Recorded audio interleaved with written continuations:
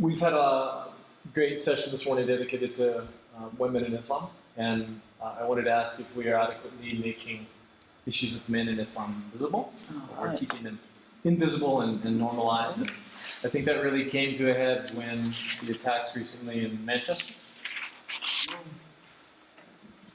Mayor Khan, is it the mayor of London, said he used very different terminology to reference what had happened, and he said these are men, they are thugs, and he did not call them terrorists, or he did not relate it to Islam.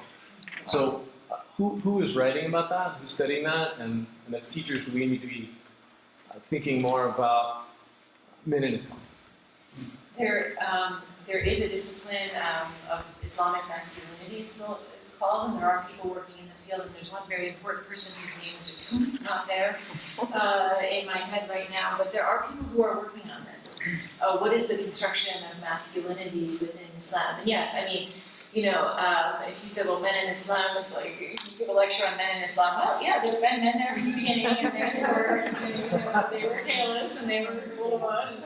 But not so much men in Islam, but the construction of masculinity and how that changes over time, and the way in which, let's say, earlier texts are appropriated in modern contexts, a construction of masculinity from the past is considered to be foundational. Like I sometimes say, Islam didn't invent patriarchy, it didn't invent slavery, it didn't invent, right? Those things were a world phenomenon. And so those things change. Can other things change? And it often goes along with the study of gender studies in Islam. But yes, there are people who are very specifically working on that, and hopefully I can give you the name when it comes back to my head.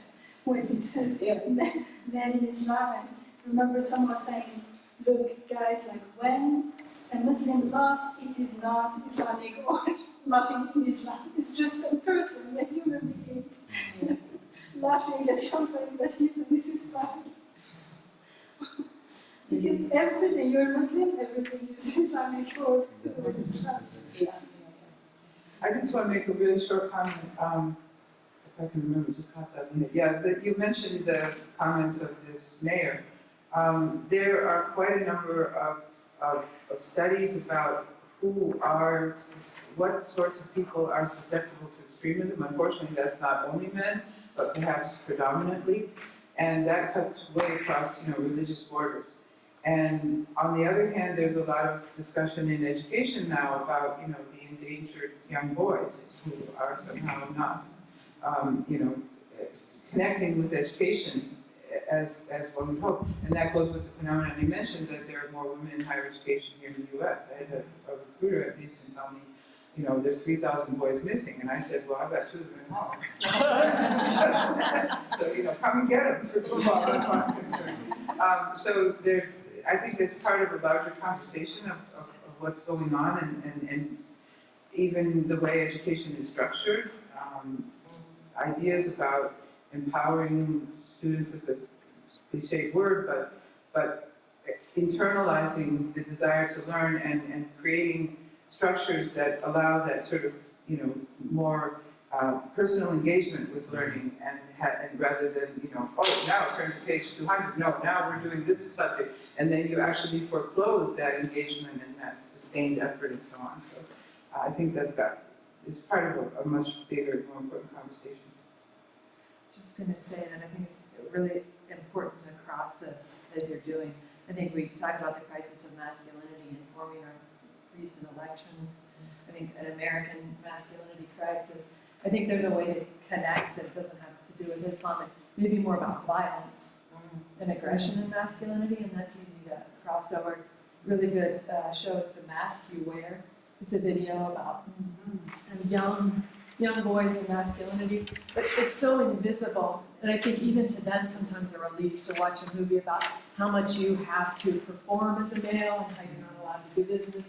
We focus on the disadvantages of femininity, but I think unveiling that, and like all the news that never mentions men unless it was a woman bomber, or people, it's an American after terrorism. Never, right? The men is just invisible. So I think for their own sake, young boys, just focusing more on that is. Really interesting work being done. We had a class, our Teacher Institute last year on world religions. And a good friend of mine encouraged us to include a woman by the name of Lisa Miller, who works at Columbia University. She has a book, and it's a whole bunch of work. It's called The Spiritual Child. And it talks about cultivating spirituality as a way to help children draw out what is a natural impulse and what is a sustaining impulse, and what guards against mental illness, that makes people more adaptable in crisis. And so, it's really quite a remarkable set of books. She's got, of course, a TED, video and stuff, but her book is amazing when she comes to present it, so you can see that kind of work she's doing. But it's not normally been part of the conversation, and it's increasingly coming into, to reconnect people with their inner lives.